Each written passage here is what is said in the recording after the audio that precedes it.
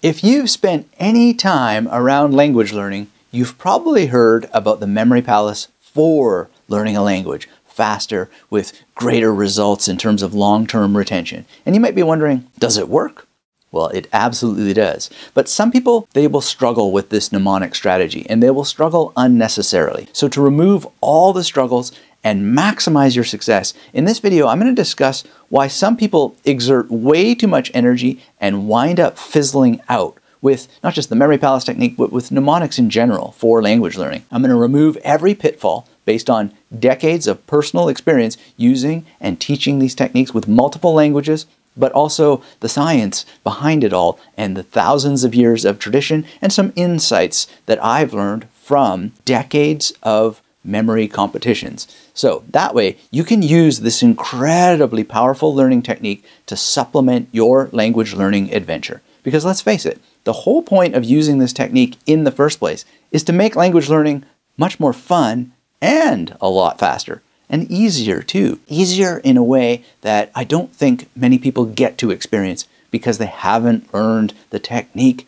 correctly. And they also have some experiences with other language learning teachers out there who say, well, I don't use mnemonics. Quite frankly, I think that that is disingenuous. It's intellectually dishonest because mnemonic means memory technique. And so if you're doing anything, including rote learning, you're using mnemonics. And you maybe are getting different results and you're doing just fine without it. But it's still mnemonic if it involves memory, if it's a strategy. So if you're ready to optimize how you're using mnemonics at large, but also the very powerful tactic of the memory palace, then we're going to have an amazing time in this video. Hit thumbs up.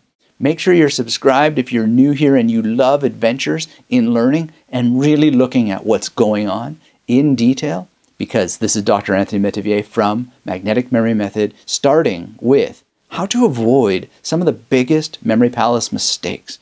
You know, if you've tried using a memory palace before, specifically to develop your fluency in another language and you've struggled, here's the biggest thing that you need to avoid. Stop blaming yourself. Again, there's so many people out there who either poo-poo or dismiss this technique, and they're just lacking nuance. And they're probably using spatial memory more than they realize, which, you know, hey, humans are humans and we must forgive them. But let's look at just some of the people who are teaching the technique. They really pique your interest with big promises when they don't themselves actually use the techniques for language learning, which is kind of disappointing. And I've had my beef with this over the years. And that's how I got into this. You know, in one of Harry Lorraine's memory books, he's got 2 pages on memorizing vocabulary. And I looked at that and I said, this doesn't make any sense. And that was really the early birth of my career. In reality, if you set up memory palaces for one purpose, which is proper review, you're going to be able to speed up your retention of not only individual words, but entire phrases. So a lot of people struggle because when they use memory palaces, they either don't have enough information or they're using one memory palace. One memory palace is not a mnemonic strategy that is worth pursuing. You need multiple memory palaces. Another problem that people have is a lack of what memory scientists call elaborative encoding. So this means that they're not really having a multi-sensory experience of the memory palace itself or any of the mnemonics that they place in the memory palace. And finally, they don't have a proper spaced repetition strategy. So they're not situating the technique in the larger context of what it takes to learn a language. And not exploring the technique holistically would discourage you, and you can't blame yourself for it. So we want to make sure we don't give up too soon. So forgive yourself if you've encountered any of these situations before. We're about to solve everything together. Now you might be wondering, well, you know, can a memory palace technique really teach you a new language? Well, the Buddha reportedly said that expectation is the quickest path to suffering. And I don't want you to expect too much out of this. A lot of people think that the memory palace technique is going to magically teach them the language or make them fluent. But remember, vocabulary and phrases and remembering them is not a solitary activity. It's a communal one. And this is a key point made by Tim Donor in a TEDx teen talk. It's a technique in which you take mnemonics. So let's say you want to learn 10 vocab words on a list. You take each of those words, and instead of memorizing them in blocks, you integrate them into your spatial memory. So here's what I mean. This spot right here is Union Square. It's a place I go every day. If I close my eyes, I can imagine it very, very vividly. So I imagine myself walking down Union Square, and at each spot in my mind that has resonance, I associate it with a vocab word. And he used it wisely. And he embedded the ancient memory techniques in the larger principle of what it takes to learn a language. And it's very inspiring to see a young person switched on to the truth of how the techniques work. Because the memory palace is not an isolated thing. And he shows it out of isolation, how it works in context. As I started to play around more with language learning, I found that I had my own community of learners here in New York. I would go out to outer boroughs and, for lack of a better word, embarrass myself. I try to talk to people all day, get their views on things, and use my newfound language skills. Как вас зовут? Натан. Натан. Добрый день. Это. Тебя как зовут? Привет. Я Тим. Тим. Тим. Очень приятно. Очень приятно. So we use a memory palace as a tool, or maybe you could think of as a toolbox or set of toolbox or a set of containers. Not magic bullets, but actual mental tools. Other tools that we also want to have in the mix are really good language learning books, ideally stories in foreign languages. I recommend the Ollie Richards series of stories for learning in whatever language that you want. And he's got not every language covered, but many of them. You want speaking partners in a community that is going to help feed your ability to hear the language and speak it frequently enough. And then when you have proper memory palaces, you'll be able to memorize the things that people are saying or the things that you're reading, because you also want to be reading in the language. Now, the key to getting your first memory palace optimized for language learning involves a number of steps. First, you want to make sure it's a true memory palace, which we'll talk about in a minute. You want to make sure you can navigate it naturally. Make sure you don't trap yourself or confuse yourself. Make sure it works for recall rehearsal, which is a optimized version of spaced repetition. And make sure that you're using multiple memory palaces and have them populated with truly magnetic imagery. Now, if you need help with this, I have an upcoming course that is called Language of Memory. It's a live cohort course. If you want to signal your interest in advance, I've got some free videos that take you deeper into these concepts at magneticmemorymethod.com/LOM for Language of Memory. And I think you're absolutely going to love it. Even if you don't join the live cohort course, you'll benefit from these videos. They're not available anywhere else on my channel. Okay, so let's go through each of these steps in order. What do I mean by using a true memory palace? By true, I mean basing your memory palace on a location you already remember. Quick review for those of you who might not know the term memory palace. A memory palace is a mental recreation of a location. So I use this office quite a bit to memorize things, and I'm not literally placing associations to help me remember things in the office. I'm doing it in my mind, and it's a memory palace. And it's a true memory palace because it's based on a location I've actually seen with my eyes. Now, some people don't mind spending time to memorize a location in order to use it as a memory palace. Some people, they play video games so much that they're able to use those locations, and that's just not me. And you know, some people have issues with visualization in the first place. So you have to know thyself in that sense. By all means, experiment with different ways of creating imaginary memory palaces or speculating on what it might be like to use the Sistine Chapel if you've never been there. I tried that, but the only time that the Sistine Chapel worked for me as a memory palace was after I actually saw it with my own eyes. Before, it was too vague. But actually having visited it, then I knew it was actually surprising what the roof of the Sistine Chapel with Michelangelo's paintings there actually looks like when you see it with your own eyes. And it lends itself more to actually being a memory palace when you're there, because there's a little division wall, or at least there was when I visited it. And that realness of it makes it more useful for me. So if you find yourself spinning your wheels with all kinds of different things, try and ask yourself, are you using a real memory palace? Are you basing it on locations that are actual locations that you've seen with your own eyes? And then I suggest that you draw a floor plan so that you can train your mind to navigate it correctly. And this is going to lead to better outcomes for you, because it's going to reduce cognitive load by allowing you to simply go straight to laying out associations for the words and phrases that you want to memorize. It saves so much time. It's going to help you segment space, because you'll see how it already is segmented for you by taking the time to do that drawing. Now, the second thing is that you want to navigate your memory palaces as naturally as possible. So a lot of times I get messages from people who have issues with language learning, and I ask them what they're doing. They describe these memory palaces, and they're crossing through walls, they're mentally leaping out of windows onto streets, they're traveling through space and time, all kinds of things that are cool, but they're not exactly effective. And if they're not effective, they're not going to get too efficient. This is not going to happen. You have to start with effectiveness first, then you will develop efficiency very, very quickly. So I counsel people who are using memory palaces in all kinds of ways to walk mentally through a memory palace from one magnetic station to the next exactly as you would in real life. Now, this again has to do with reducing cognitive load and the principle of a real memory palace. If you choose to magically penetrate windows and fly across cities, you've given yourself an additional memory task. You have to remember that that's what you're doing, and that takes time and energy away from using the memory palace to memorize vocabulary and phrases.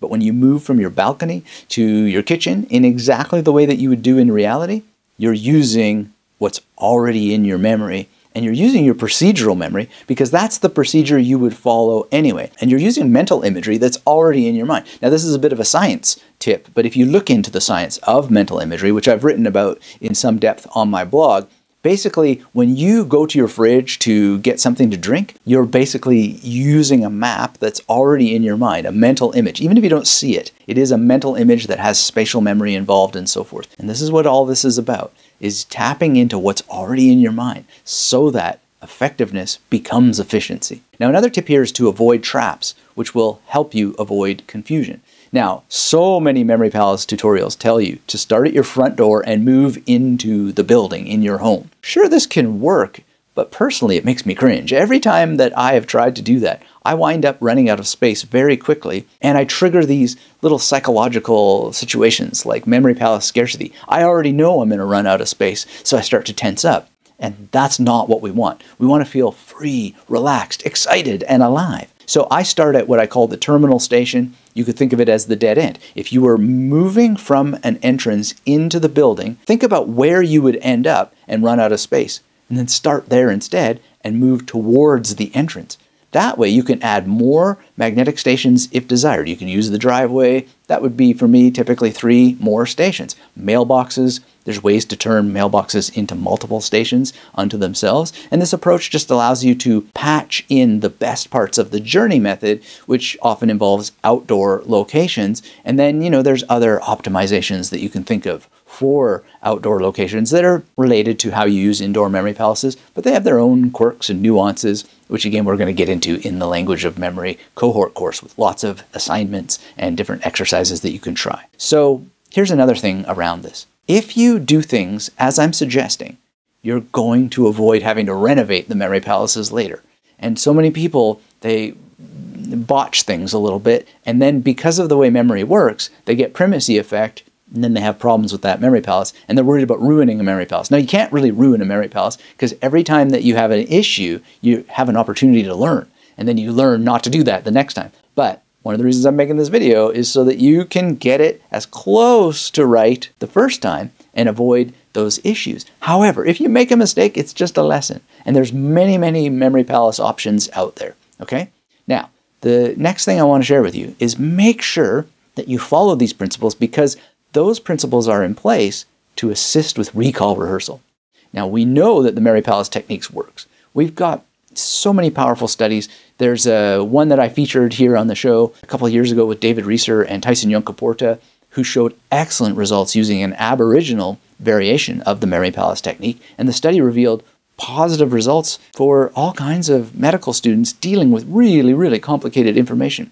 And there's been studies with all kinds of people. Lynn Kelly's Memory Craft has more research that she's cited. I've cited lots of research in my books. The point is that if you optimize these memory palaces in particular ways, the ways that I've just described, you're going to be able to do review in a way that avoids fussing around with the memory palace itself. And you don't want to fuss around with memory palaces because that drains you of time, energy, and enthusiasm that could have been spent on the language itself. Now, I'm aware that some people can find all these rules and principles and guidelines that I'm throwing out there themselves daunting, and I can appreciate that. I sometimes forget what it's like to be a beginner. And I spent quite a bit of time working all of this out, and I got really tired of the pain and frustration of making mistakes. So one of the things that I can share with you is that try not to worry too much about making mistakes and keep in mind experimentation, exploration, and learn from those mistakes, but come back to these principles and make sure that you've really paid them their due. You know, research has shown that if you keep coming back to something, you will eventually figure it out, you know, and there's no shame in reviewing the principles or the rules or the guidelines. It's really, really important. So we want to optimize for what's called recall rehearsal, which you can learn more about in the language of memory at magneticmemorymethod.com/LOM. Now, once you've made one memory palace and put it into action, I would suggest that you make more. And, you know, the reason why you want to make more is because you want this to scale. You know, you can gather all kinds of words alphabetically or thematically in different memory palaces. You can rotate between multiple memory palaces, which benefits you in terms of maximizing what's called chunking through interleaving. And I know chunking and interleaving are technical words. We won't get into them now. I've covered them elsewhere on the Magnetic Memory Method podcast and my YouTube channel. But basically, this is going to help you be able to learn more faster. And, you know, creating multiple memory palaces, I know it can seem daunting, but you don't have to create dozens overnight. However, if you sit down and complete some of the simple exercises that I teach, the rustiness in the brain is going to be oiled, and soon you'll be going faster and faster and faster. And once you start thinking alphabetically as I teach, you'll see that the entire world is actually optimized for you to harness the alphabetical memory palace technique based on multiple memory palaces, which in brief is just one memory palace at least for each letter of the alphabet. You know, a simple case in point is that every city has a name. Every street in the city has a name. Even if the name of a street is a number, the number can be spelled alphabetically. So if I use First Avenue for F words like feurisch in German, fiery, well, I have a memory palace that can have other F words in it. And they could all be German words that start with F, or they could be words from multiple languages if I want to tackle more than one language at a time. And this kind of use of the memory palace at an alphabetical level with multiple memory palaces harnesses just what our species has been doing forever and a day. Dictionaries, encyclopedias have harnessed the alphabetical method in order to allow ourselves to have a structured procedure for finding where things are, but also gathering them in an effective way that leads to greater efficiency. Now let's talk a little bit about what we do in memory palaces. So memory palaces are like containers where we place magnetic images. And a lot of people take the opportunity to send me their associations, and they ask me, you know, well, is a hairstylist good enough for a German word like herstellen? So this is a great start, but it's not optimized magnetic imagery. It's not the way I would necessarily go about it. Mnemonic images, if you want to take them to the magnetic level, they need more specificity to really pop and to help you recall the sound and the meaning at the same time. So this hairstylist for herstellen, just to magnetize it a bit, I would think about Hermann Hesse producing a hairstyle for Ellen DeGeneres. So let me be clear here. Hair is in Hermann, and we would have hair in herstellen. And Ellen is in Stellen, right? And so, you know, what about that ST? Well, maybe they're listening to the, I don't know what you would call it, a heavy metal punk crossover band, Suicidal Tendencies, ST. And that band, you know, ST. Now, you might want to use a stool somehow, right? And that would make sense because we're having the hairstylist element. You've got to work this out for yourself. For me, certain heavy metal references make sense. But the point is not what I use. The point is the level of specificity. So there's a lot more specificity in Ellen DeGeneres than there is in hairstylist, or Hermann Hesse, or Hermann Hesse, and Ellen DeGeneres for herstellen. So try to avoid vague and generic associations. Now, in the beginning, a lot of us are going to lean towards that because our memory biases try to make us take shortcuts. And it seems logical, and it seems like it will make sense. The problem is that it can work some of the time, but we want to have more effectiveness, which leads to greater efficiency, so we're going to need it to be properly magnetic. Now, this can take a bit of practice. It will take different amounts of practice for different people. However, with some of the exercises that I have for you, it's going to go a lot faster for almost everybody. I use these exercises myself 3 to 4 times a year just to amp things up and also to exercise my procedural memory so that I can find myself doing it on autopilot. As of the time that I'm recording this, I was just on a podcast interviewed by Guru Viking. He threw some Shakespeare at me, and because of the procedural memory training, I don't even have to think. And I was able to successfully memorize these lines that he threw at me. And the most extraordinary thing to me is not just the procedural memory force of having exercised myself to be able to produce these associations at a magnetic level, but also because it was 6 p.m. and I was getting quite tired and I still managed to do it. So that's one of the great things about doing the exercises, okay? And then when you're able to do that, you can scale from individual words to entire phrases. But let's look this in the eye and not talk ourselves out of something. A lot of people, they say to me, well, how is this ever going to scale? I need to memorize 10,000 words. I need to memorize 30,000 words. Well, I suggest that you start with 10 words in one memory palace, and you're going to have multiple memory palaces, but imagine that you have 10 words in 26 memory palaces, one memory palace for each letter of the alphabet, and then you wind up with 260 words. I'm going to tell it to you a different way. If you can't memorize one word, how are you going to memorize 10,000? You've got to be able to do it reliably. So don't trick yourself out of it by turning it into a numbers game or a game of comparisons. Well, so-and-so has a vocabulary of 30,000 words. That's great. You can too. But you've got to start with individual words as a skill. This was told to us in a book from 90 BCE called Rhetorica ad Herennium. And it is just very, very beautiful, wise logic. And so many people, I see it all the time, they talk themselves out of just calling a spade and admitting, got to start somewhere. I have beginner's mind every day. There are things that I still look at and I go, ugh, that looks challenging. And then I turn off the monkey mind and I just use the tools. That is itself a practice that you might need to get into first. And, I have a TEDx talk that can help you with that. It's got some Sanskrit in it that I memorized and recited, and you might find that Sanskrit useful. And you might want to start with that, even if you just use the English version, because it can help you turn off the monkey mind that may talk you out of basic common sense. Memorize one word, and you'll be able to memorize 10,000 as long as you can do it consistently and reliably. Now, let's talk about scaling a little bit more. If you can memorize one word on one station in a memory palace, then you add a phrase to that word. So if it's like otro in Spanish, then you can add otra cosa es con guitarra. You can make it stick to that. Now, I don't even know if I've memorized that totally correctly. I believe that's what that phrase is. I got it from James Clear. And apparently it means it's easy to laugh at the guy with the guitar in his hands. And I get that laughter a lot, which is one of the reasons why I was attracted to that phrase. The point is I started with one word. Then I added the rest of the phrase. Now, in that case, it's the first word in the sentence, but I've also done it with words in the middle of a sentence or words that have to be changed with conjugation or declension, etc. The point is the path forward starts with one word, no matter which way that you look at it. And, some of these objections that the memory palace is only good for lists, well, if you think logically about the video that you're watching now, every word has come out of my mouth in list formation. We call it a sentence, but it's still just a list of words, right? And if I were to memorize another TEDx talk, I would be memorizing essentially a list.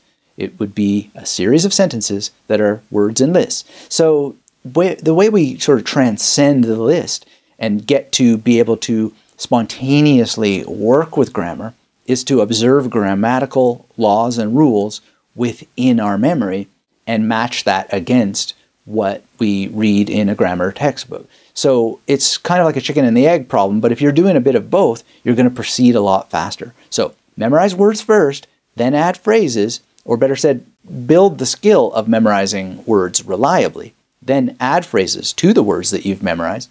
Then, keep studying the language through reading, writing, speaking, listening, a little bit of grammar study. I wouldn't overdo the grammar study, but, get some in there. And before you know it, you'll be able to spontaneously generate sentences that are unique that you have now been able to do thanks to having a memory palace strategy.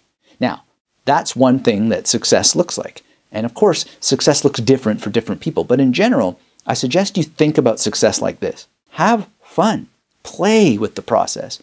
I know that if you're not enjoying it, then, it's not necessarily going to be a thing that you want to use. So keep coming at it until that you figure out how to make it fun. That's what my work is at magneticmemorymethod.com, is figuring out how to make it fun for you. I see memory techniques as like a bicycle. Everyone needs to adjust the seat and the handlebars. So spend enough time with the technique so that you've really settled into what it is and how that it works. And you might be wondering, well, how long is that going to take to learn a language? Well, the way that you define fluency is going to be very, very key. Now, personally, I'm a fanatic of language, including my native tongue. I don't think I'll ever be done learning English. So I don't really worry about this question in any language that I study. Rather, I set specific goals. Just to take an example in another language, when I was in Germany, I had a specific goal to pass a particular test that had to do with getting a particular visa. So that was a goal, and I just studied for the goal. Now, normally I would criticize studying for the test, but in the case of a language learning thing, B1 or B1 is what I needed, and I got it. After CLI, the Chinese Language Institute, heard a podcast that I had about the memory palace of Matteo Ricci. They invited me to China. That meant I had 3 months to study Chinese, and I made a very specific goal, not a massive and impossible goal. I just wondered if I could get a 300-word vocabulary together with a couple of basic conversational phrases and in the time that I had. And I think I did fairly well. I mean, a lot of people will praise you higher than you deserve, and that's good for your ego and so forth. But nonetheless, I was personally satisfied with it. And then later I went and did level 3 at the Confucius Institute in Brisbane without even having to take the first 2 levels based on my personal study from that time. And I thought that was really cool. I mean, I didn't do perfect on the intake test, but enough to skip the first 2 levels. Amazing, right? And that's just by simply having some goals and completing them on my own, and then I passed that test in level 3. And you know, I never expect to stop learning Chinese or German or Sanskrit or Latin or any of the languages that I rotate around in my own practice. Fluency is not really a goal. Try to think about little mini goals, milestones along the way. And in the beginning, I would suggest you use these memory techniques that I've shared with you today as often as possible. Daily really is best, especially in the beginning. You can get great results with just 15 minutes a day. Obviously, you want to try and do more than that if you can, but I would even split it up into maybe 2 or 3 sessions of 15 minutes a day to not overdo it. And this will help ensure that you build some procedural memory around using the skills and make a mess. You know, get some of the exercises done, apply without full and complete information what you've learned, and then come back and study the principles a little bit more. I'm very, very sure you'll see that it's a bit like a bicycle. You know, you've got to get on the bike yourself, maybe wobble a little bit, observe how other people, you know, ride bicycles, then maybe adjust the seat for yourself a little bit, and before you know it, you will be enjoying smooth sailing. But without consistent practice, it's going to be very, very difficult to build enough brain connections to ride the bicycle of the memory palace freely. And you want to use the memory palace technique in a way that is going to get you results. So you want to keep returning to these principles. Return to the bicycle analogy, or create an analogy of your own. If you don't like the bicycle analogy, it can be tending a garden, for example. I sometimes use a garden metaphor as an alternative, you know, tending my garden, weeding out some of the bad habits that creep in and then fertilizing the good ones. I'll never forget a person who was one of my earliest students. He was 88 years old. He said he just does not like this memory palace term. And I was like, well, what can we do to get you past it? And then finally we arrived at my suggestion. Just change the name. What would you call it if you came across this principle and you had to name it yourself? He said, I will call it Apartments with Compartments. The next thing you know, he was able to learn enough German to read these letters that he had during World War II with an affair that he had with a woman over in Germany. He was a Brit. And it was just amazing. And then he was telling me he memorized dozens of poems. You know, this is an amazing, amazing thing. And they weren't easy poems either. But he needed to change the name. So this is a principle of personal experimentation, and don't get hung up on the terms. If you don't like magnetic stations, call it something else. I mean, it can confuse other people, but as long as it doesn't confuse you, that's the most important thing. Keep moving forward. So I suggest that you always find the most effective way and then work on making that way efficient. Develop your skills so that you get better and better and better and better still, which is going to plateau at a certain point, but you'll be growing your fluency as you go because you're developing your own mnemonic style in the language that you want to learn. So if you're ready to start applying the Memory Palace technique with even more lessons, make sure to go to magneticmemorymethod.com/LOM so that I can give you more powerful templates and ideas and exercises that will ensure your memory palaces are well formed from the get-go and you can dive into crushing your language goals immediately. And I can't wait to hear from you in multiple tongues, and I just absolutely love this journey. And as a final tip, if you feel like you can't fall in love with the language, then you might want to do a little exercise, which is just to simply divide a page into two columns, want versus need, and think about, do you really need the language that you have started with? And is there one that maybe you could move over to the want pile and put it in the not now folder, and then focus on one that you actually need in order to feel satisfied in your life, and then use some of the principles we talked about today to get just 10 words going in one memory palace, and then repeat that process again and again and again. And when you fulfill a need, then your brain is going to look at the journey so much more differently, at least theoretically. And that's a theory worth experimenting with to put it into actuality. And that's a huge part of what makes everything much more magnetic in life, so you can feel excited and alive each and every minute.